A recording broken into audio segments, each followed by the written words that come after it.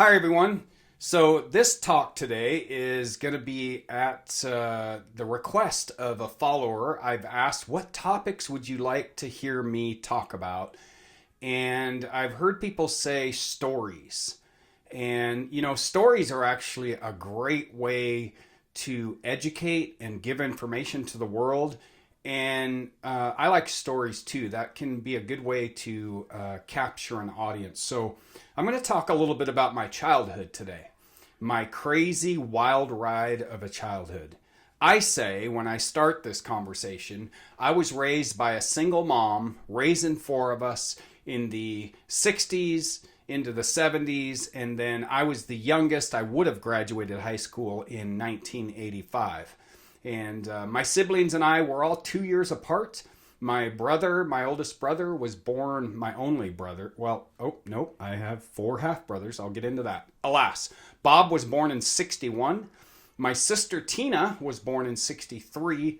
My sister Sherry was born in 65, and I was born in 67. So if you just kind of look at the time span from 61 to 85, that's the decades we were raised in. So when I start talking about my story, just keep in mind it was a different time period in society, and why probably we never had CPS show up at our door when probably they should have. Alas, here's what I want to start this with, because I'm going to talk about drugs and alcohol. You guys know, if you follow me, that I'm a person in long-term recovery. In March, I'll celebrate 18 years of recovery. And in my teens and into my adult years, there was a lot of drug and alcohol use. My brother Bob has struggled with his own drug and alcohol use along the way. My sisters, interestingly enough, and this happens in family systems, I remember my sister Tina drinking a bit when she was a teenager, but she never developed a substance use disorder, and same with my sister Sherry. So here you go. And if you're watching this on YouTube, if you want to, you can go to my YouTube channel and you can watch the video vlogs of these podcasts. And I have a picture of me when I was a little boy. I don't have a lot of pictures from when I was young. In fact, I don't have really any mementos from my youth. None. And you'll learn why when I talk about my childhood and the fact that we moved. But here's what I want to say about kids. Being a dad now of an adult son and being a grandfather of two boys, 14 and 9. No child ever grows up wanting to become addicted to drugs. No child ever, when they're youth, even in my crazy childhood, okay, when I was young, I have a picture of myself on a Christmas when I got a Tonka truck, right? I remember getting that Tonka truck. And I'm going to tell you, my life during that period was crazy. There was a lot of chaos. Nowhere in that period of my life did I say, yeah, one day I want to grow up and I want to be a drug addict. No child ever really thinks that. So what was my childhood like? Well, we moved. I always say that. We moved. Moving is what we did. Our kind of home base was Washington State, Pierce County, the Tacoma area. I still have family that live in the area. And I love going home to visit. I always say I'll always be a Tacoma boy at heart, always be a city boy at heart. But I can drive around Tacoma and probably easily take you to a dozen or more places, easily, that I lived in my youth. Like, moving's what we did. When I say moving's what we did, I always like to say, and it wasn't because mom got a promotion or dad was in the military and got transferred. No, that's not the moves we're talking about. These were emergent moves. These were like, oh, we're getting evicted, pack up and move. Or my mom running literally from domestic violence scenarios. Our biological fathers, so between the four of us, there are 3 different biological fathers. And 2 of them we know for sure were physically abusive to our mother, were verbally abusive to our mother, were sexually abusive to probably our mother, but to my siblings, to myself. When talking about abuse, it was all in there. So when we moved, it wasn't because our parents were experiencing success in life. No, it was because mom ran out of money. Mom was not good with money, even the little bit of money she had. And I learned at a young age what an eviction notice looked like. I remember going home. We lived in Ocean Shores. I 8 years old ish, so we're looking at 60, 74, 75, somewhere in that time period. I remember coming home and seeing the eviction notice on our door and knowing at a young age, oh, we're moving. I remember moving, likely an emergent move. I remember Mom would put us all in the front cab of a U-Haul. Again, this is 70s, so, it was probably like, yeah, you don't need a seatbelt, you don't need a car seat, a la. And we just packed all our stuff in a U-Haul. This was normal. I see my wife. I remember when Katrina and I moved in together. And Katrina comes from what I would call a pretty functional family system. A lot of structure, a lot of support. Does her family have stuff? Sure. But they were pretty functional, very different. And here's the story part is I remember when we got our place and we moved in together. And one of the first things her mom and dad did is they brought all her stuff. They brought all her stuff from her childhood. Literally, her parents, we had totes of things from her childhood. My childhood, myself and my siblings, nothing. I remember Mom, when we would do these emergent moves, emergent moves, not healthy moves in the middle of the night. Alas, Mom didn't keep stuff. She probably couldn't, especially when you're running from crazy or you're being evicted. You just have to get moved. So we didn't have, I don't think any of us had any mementos from my childhood. I'm thinking maybe my brother did, but I don't think he did either because he was the oldest and Mom, we always felt like Mom gave him the most attention, the hero in the family system. But I don't think even he has anything from his childhood. So nothing. I don't have any mementos from my childhood. Aside from Mom used to have this bag of pictures. It was kind of in a plastic kind of cheap bag, and it just had a handful of pictures that would go from, I remember seeing that, and then I remember it was gone. But maybe from that, I have this picture from when I was a baby. I have pictures that I've been able to capture on and put on my computer from slideshows that my uncle, her twin, has. But other than that, no mementos. My earliest childhood memory, I was thinking about this today when I was planning for this. My earliest childhood memory is in Tacoma. I remember Mom was with Jerry Emerson, my brother, and my brother's biological father. We were living off of 12th and it'd be Union in Tacoma, Washington. I remember I was going to Franklin Elementary, and I don't remember positive things. I have to be honest. And I have to say this, and I think my siblings have this same thing.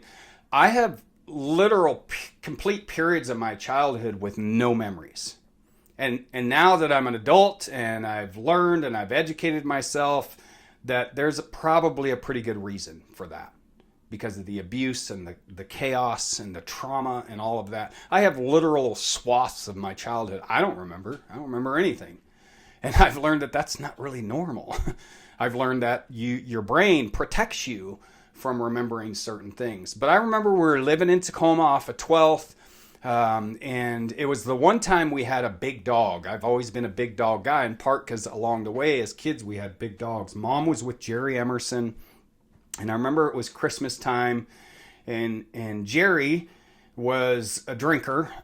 Mom always found men in restaurants and bars because that's where she worked. In fact, a lot of my family either worked in restaurants, have managed restaurants and bars, or have owned restaurants and bars along the way. There's a the Hobnob in Tacoma. I'm pretty sure it's my great aunt and great grandmother owned that at one time. My aunt owned a couple restaurants in Tacoma. Alas, Jerry Emerson was a cook, and I don't remember I don't have good memories of him. I remember we had a Christmas tree up in this kind of picture window in this house. I remember it was a single level house. And we went somewhere, and Bruno, our St. Bernard, that was his window. That's the window he would look out, right? And so we go out to dinner, or who knows what we were doing. But I remember we came home, and mind you, when I tell you these stories, some of it is from my memory and some of it's from what I was told. I think this is a mix of both. But I kind of remember this vaguely. And we came home and the Christmas tree was not in the window. And we went in the house and Bruno that was his window. So he had knocked the tree over accidentally by trying to get in his window. And Jerry, I'll never forget this. Jerry grabbed him by his neck and threw him up against the wall, just slammed him up against the wall. Never forget seeing that. That's one memory I have from that house. I have another memory. I have a couple more memories. We used to, when Mom was with a man, we had dads of the week. Mind you, my childhood was dads of the week. I say that too. Mom, we think she was married 7 times. That's not counting other short-term committed relationships. It was normal for men to come in and out of our lives, and most of them were not good. These were not healthy, functional men. I'll talk about Johnny Revelle, who was one of the few for me that was a healthy, strong male role model. Outside of him, Mom married, hang on to your seats. Mom married my uncle. Yep, there's some of the family dysfunction. I just let it out. Oh God, the secrets are coming out. It's not a secret, but and he was a nice guy, but it was my uncle. It was really weird. This was my preteen years when this happened. But so I have that memory of that house in Tacoma. I can picture it. There was another experience where we had snuck into Christmas presents. Maybe it was the same year when Jerry abused our dog. He freaking slammed our dog up against the wall in front of us, right? In front of us kids. I was horrified.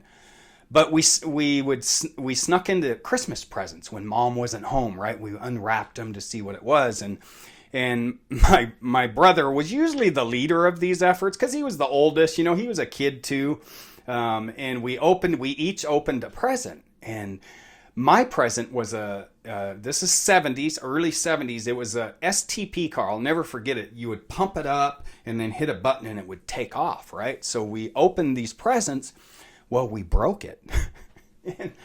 So our best decision, my brother's best decision, was to just throw it in the backyard in these raspberry bushes or something that were out behind our house.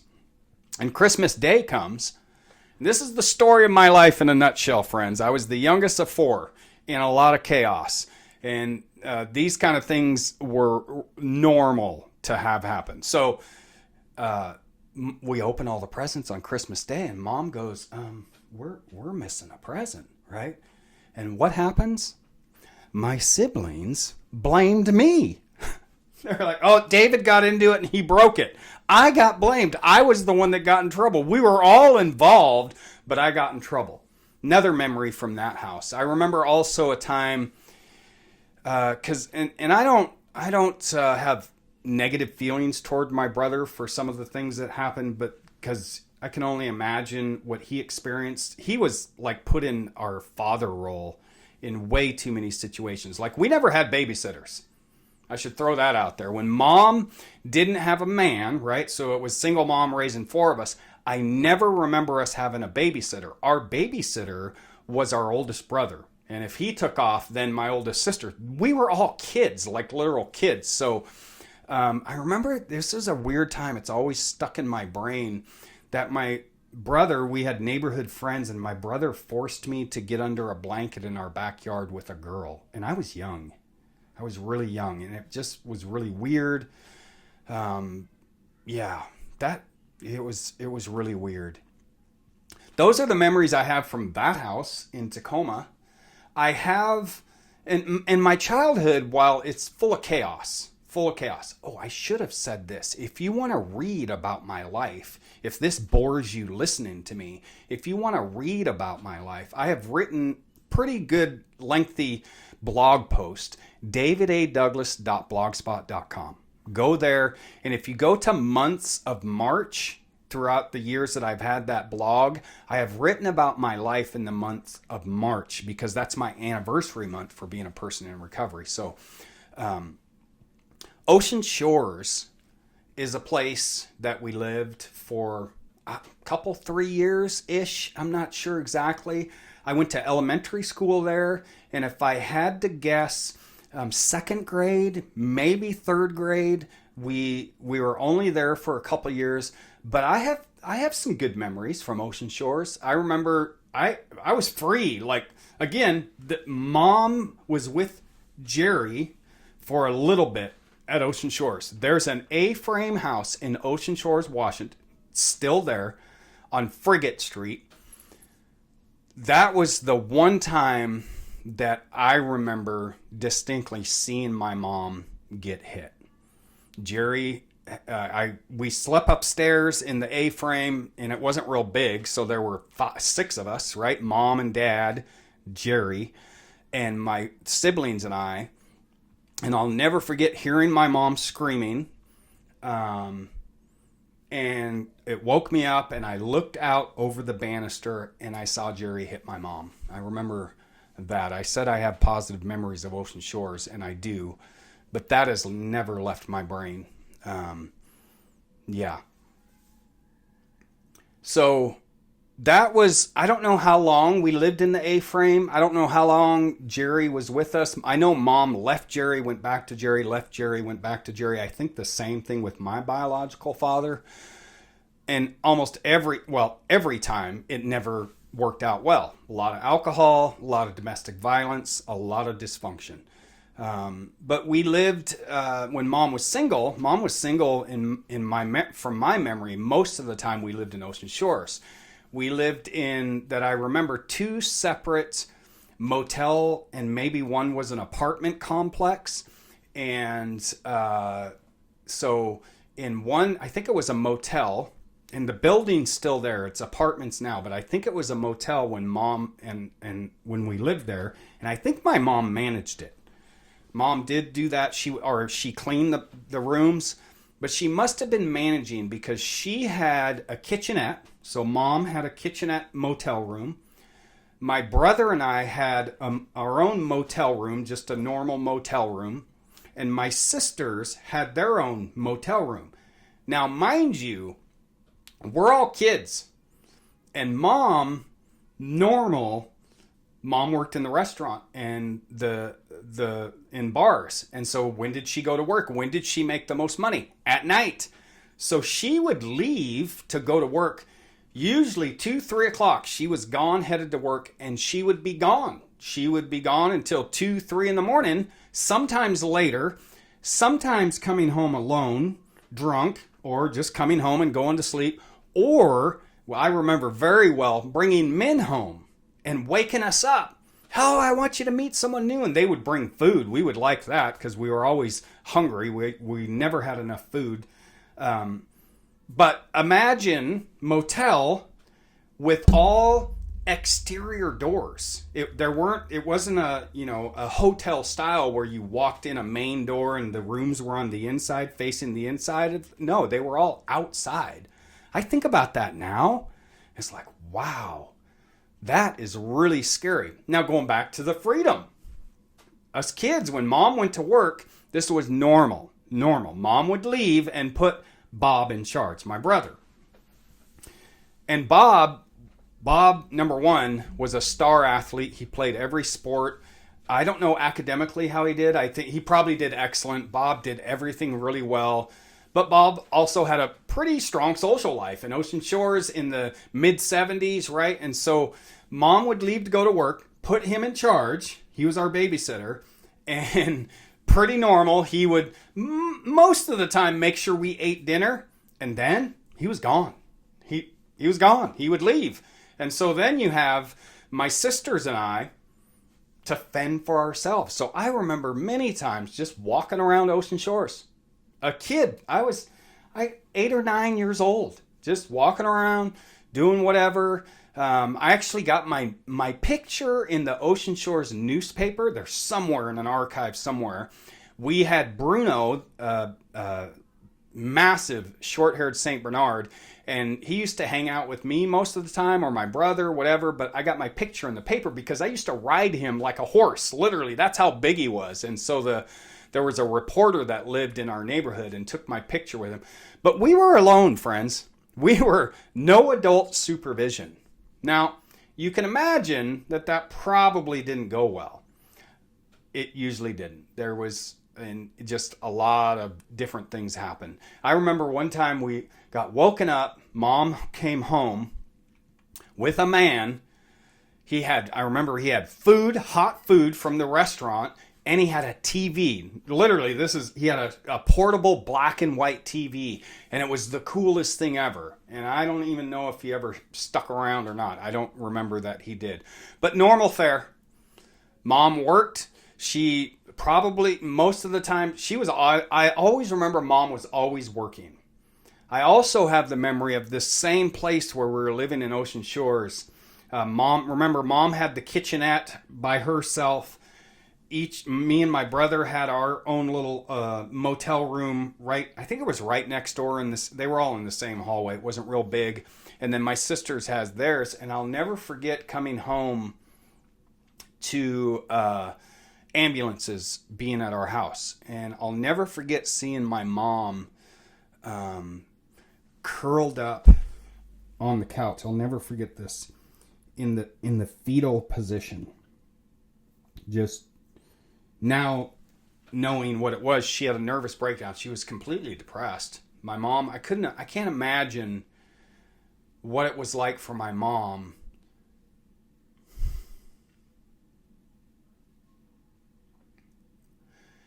during this period of her life. And I'll never forget seeing my mom in that shape.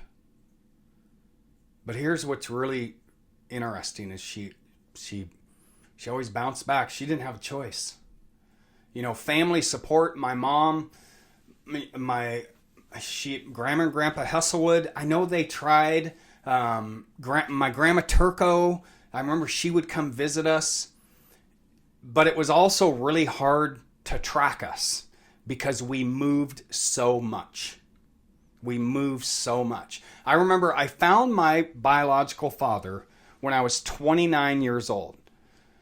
So, and I remember being out, and I still, as a dad myself, and how important that role has been for me, because I didn't have a dad growing up. My biological father, when my mom left him, I was born in Cordova, Alaska. I don't remember any of it because she ran from him, literally left him because he put a gun to her head. It was just chaos, right? And so she took us kids. Her ex, Jerry, came and got her, drove up to Alaska. This is 1967, and we moved back to Tacoma again, right? And when I found him, one of the questions that I wanted to know is how could he? How could he just leave me, right? How could you just abandon your son? I never knew my real father. From birth to when I found him, I did an internet search in 1996, did a Google search. Get ready for this. This is early days of the internet. And in fact, it probably wasn't Google. It was probably AOL. Anyway, I found him, and he was living 40 miles away. I was in Tacoma, and he lived in Bremerton. I'll never forget the phone call. I called him.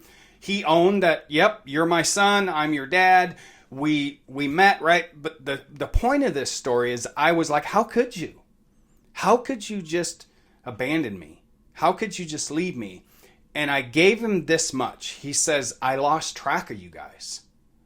He says, I owned it. I gave up. But it was hard to track us. And that kind of goes back to mom having family support, right?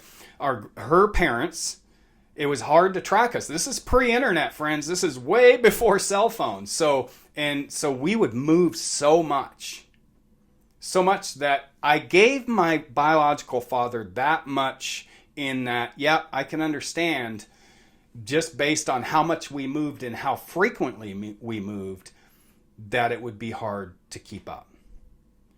So from Ocean Shores, we moved back to Tacoma, or we might have moved to Portland. We lived in Portland for probably less than a year.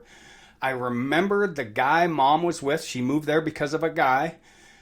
From what I'm told from my siblings, and I think mom, he was a cop, which was really odd that my mom dated someone outside of a restaurant. I don't know where she met him. Maybe at Ocean Shores. Maybe he was vacating. Anyway, I remember this. This is kind of a funny one. I remember him being a good guy in that he would take us to ice cream. But here we go. This is a funny story. And so I don't know. Again, I'm young. I'll never forget going to the drive-in. He had an El Camino, right? Cool car. And mom, we all went to the drive-in. And we're all young. Guess what movie mom thought it was in her best decision making? Mom thought it would be okay to take kids to see. You ready? The original Texas Chainsaw Massacre. Yeah, I'm not kidding one bit. I probably had nightmares for weeks after that. It was crazy. But we lived in Portland for a short period of time, and that's really all I remember about Portland. Back to Tacoma, I remember living with our grandmother for a short period of time in a house that's off of 6th Avenue. And then mom had rented a house from a family friend. And I've been going pretty long for this, so I might wrap this up here shortly. And this maybe will be a to be continued. But I remember moving into this house. It's still there. It's on 64th Street off of 64th and Parkland in Tacoma. I have positive memories. I remember having friends in the neighborhood. I remember going to school. And I remember mom meeting Johnny. Johnny Revelle was renting this house. The garage had been converted to its own little apartment style thing, and Johnny was living there. Now, it's probably not going to surprise you that mom met Johnny, Johnny met mom, and mom's like, hey, let's get together. And they did. And mom and Johnny married. And for me, I have a picture of their wedding day, and I don't know why I was crying, but I was upset for some reason. I don't know. Maybe mom made me comb my hair. Who knows? But Johnny, for me, from that point previous, it was all chaos. I never had a positive male role model. It just wasn't in the cards for me until Johnny came into my life. Johnny Revelle came into my life and mentored me in a way that still has a positive effect on my life to this very day. He, for me, was the one of the many men that came through our home, came through my mom's lives, who took a positive vested interest in me. I always like to say he actually gave a shit. He wasn't just in it like mom. I can only imagine. Imagine being a man, and again, this isn't judgment on anything, but you go out on the town, you meet this lady at a bar, you drink it up, and she's like, hey, you want to come home with me? Of course, yeah, let's go home. Alcohol-infused craziness. And then you go, and then you wake up the next morning, and 4 kids come in, right? It's like, it probably scared a lot of guys away. Probably good for us, because my mom's picker was broken. But Johnny, we didn't scare him. He wrapped his arms around us in a hugely positive way. So we moved again, and even with Johnny, we didn't have as many moves, but we still moved. You should know that obviously, you probably know this, with a single mom raising four of us, super, super low income. Mom worked her butt off, one, two, sometimes probably three jobs, and we still, I remember going to food banks. I remember the first of the month being when we would have food, and then by the end of the month or even before, not having food. So alas, I remember with Johnny, we had a lot more structure. We had more stable living, but there was still some financial struggles. But we moved to Arizona. And I'm gonna tell the story of Arizona, and then I'm gonna wrap this one up because I want to end this as much of a positive note as I can. So we moved to Arizona. We moved to Phoenix first. I remember the place we had in Phoenix. It was an apartment, and it felt good. There was structure. It was good. And then we moved to Casa Grande. We lived in a trailer park, but we had a double wide, which was a big deal for low income. And life was good. I have lots of positive memories from Casa Grande. I remember that was the first time for me in my life where I really felt like I was able to be a kid. I have so many positive memories of summers and just enjoying summer. I honestly don't remember a lot about school during that time period, but I know I was in school. It felt like a family. And I said I was going to end this on a positive note, so I'll try to do it. But the reality is it might be difficult because it wasn't in the cards for Johnny to be in my life for the duration. Because Johnny had an accident. He worked and he drove heavy equipment. And then the bits and pieces that I remember, he had a work accident, and then the cancer diagnosis came. And I remember us moving from Casa Grande back to Tacoma. I'm guessing to be closer to family. I don't know the exact reason why, but we moved just a couple doors up from a longtime family friend on 61st in Tacoma. And by this time, I was in 7th grade. I remember that. I was at Stewart Junior High, which is now Stewart Middle School on Pacific Avenue. And, I knew Johnny was sick. He was in the hospital. And I'm pretty sure I knew he had cancer. And I remember it was toward the end of the school year that I got the call to come to the office, and they said, you need to go home. Your mom called. And Johnny died, and he was, I believe he was 41 or 43 years old when he passed. And for me, I'm 12 or 13 at this time. It was a really, really heavy weight to bear. I was up, obviously all of the emotions. And I wish I could say that my mom, made some healthy decisions after that, but she didn't. I love my mother, her memory of her. But within 6 months, my mom remarried, and this is where it got weird, and this is where I just said, I'm done trying. My mom married my uncle. Yeah, it's about as weird as it sounds. And then all of a sudden, now all of my siblings had moved out because we moved back to Tacoma. And then all of a sudden, my two cousins, who I really didn't know, they were kind of like we'd never really hung out or anything. All of a sudden, I got two stepbrothers / cousins that moved in. And Kenny, who was a year older than me, he was already on a juvenile delinquent track. He was skipping school, smoking cigarettes, smoking pot, drinking. And I went, that's where I'm going, because I was done trying. So I said I was going to end this on a positive note. Here's what I want to tell you. What I want to tell you is that I share this trauma with you, as crazy as this sounds, to give you hope.